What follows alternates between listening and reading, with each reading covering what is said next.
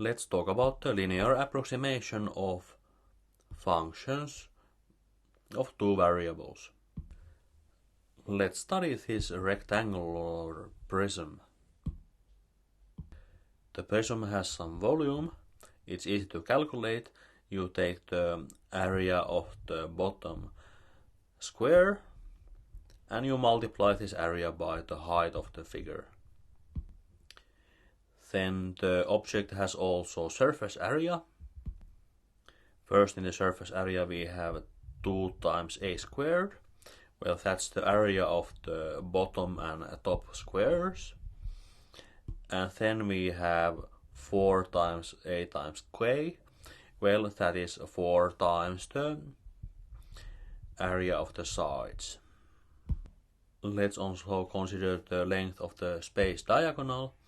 Where is the space diagonal? Well, it goes from this corner to this corner, this straight line here.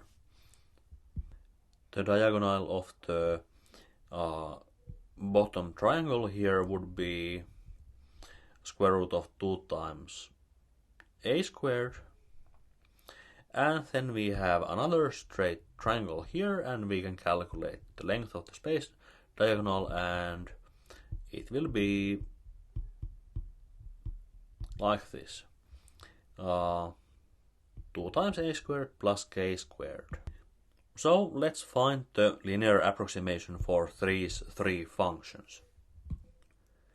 Let's assume that a and k are almost in such a way that a is equal to 10 centimeters and k is equal to 25 centimeters. But let's have that in a we have some error, delta a, and in k we have some error, delta k. So what would we like to do? For the functions of one variable, we had this linear approximation formula. It means these the first two terms of the Taylor series. So how does this formula look? We are interested about f of x, and it is some constant plus some term which is linear. In the term we have x minus a, and we are multiplying it by the derivative of f.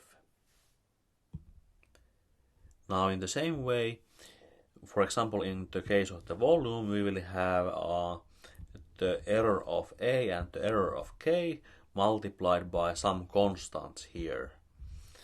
And we will obtain this kind of linear approximation formula. Well, what are these constants? They are the partial derivatives of v with respect to a and with respect to k. So these numbers tell that if, for example, we have lots of error in a, then how fast the error in a will affect the value of v. So here again we have the linear approximation for a function of a single variable.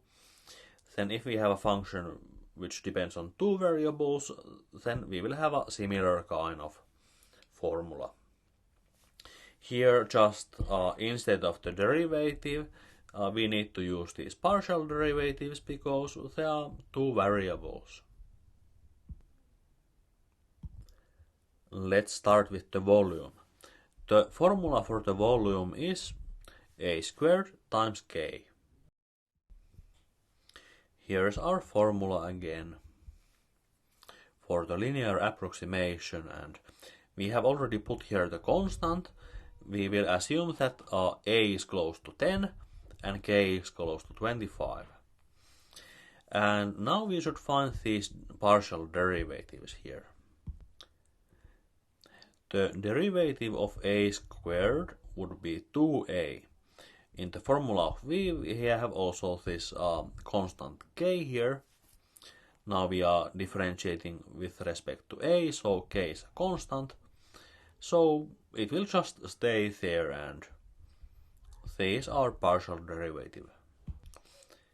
If we differentiate v with respect to k, then this k will just vanish from here. In the same way that the derivative of x with respect to x is 1. So for this partial derivative we got a squared. Now we would like to calculate the values of these constants. For our a and k, the initial volume will be equal to 2500. Then 2 times a times k will be equal to 500 and a squared will be just 100. We have found our linear approximation. Let's try it out. Let's assume that a would be a little bit larger. It would be 11, that means 10 plus 1. And k would be a little bit smaller, k1 would be 25 minus 1. That's 24. So let's put the difference to the value of a and k. Let's put them to the formula. Delta a is equal to 1 and delta k is equal to minus 1. So after calculations we'll get this. How about the linear approximation for the surface area? We have the formula of the surface area and we need to calculate the partial derivatives. The partial derivative with respect to a will be this one, and the partial derivative with respect to k, let's see what it is. In the formula of a, the first term does not depend on k, and in the second term k will just vanish, so the partial derivative with respect to k will be 4a. When a is equal to 10 and k is equal to 25, we will get some constants here, and we have found our linear approximation. How will the surface area change if a increases by 1 and k decreases by 1? Well, let's put delta a equal to 1 and delta k equal to minus 1. After calculations we will obtain this value here, so the surface area has clearly increased. Let's find a linear approximation for the length of the space diagonal. Our formula will look like this. And we need to calculate the partial derivatives. You can do it peacefully, and this is what we will have. Perhaps this time we can express this value as L, and we can even express it as L squared divided by L. Now all of these terms have the common denominator L, and we can combine them nicely to form this kind of formula. Our A is equal to 10 and K is equal to 25. So we can calculate what these constants here are, and the constants will be 20 and 25. If A increases by 1 and K decreases by 1, we can plug in those values here. Delta A is equal to 1 and delta K equal to minus 1. After calculations we'll get that the length of the space diagonal will be this.